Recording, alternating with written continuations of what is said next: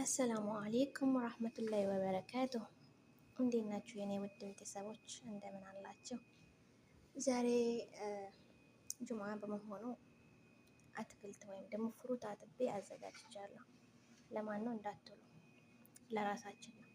ግን እዚህ ጋር የፈለግኩት ላሳያችሁ የሀብሀብ አቆራረጤን ወደዳችሁልኝ? ያምራል። ዲዛይነር ለመሆን በጣም እየሞከርኩ ነው።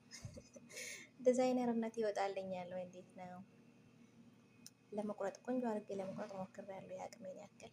እንደዚህ ሀብሀቡ ራሱ በጣም ነው የሚያምረው። የምር ለመናገር ሙዙ ራሱን የሙዚቃ የመሰለች ማቅረቢያ ያለች በጣም ነው የምታምረው። እዚህ ጋር ደግሞ እንደምታዩት ማንጎ፣ አፕል እና ብርቱካን፣ ኢነብ ወይም ደግሞ ወይን በቀይና በነጩ ተዘጋጅቷል። ያው ዛሬ ጁምዓ ነው ፏ ትላላችሁ ማለት ነው።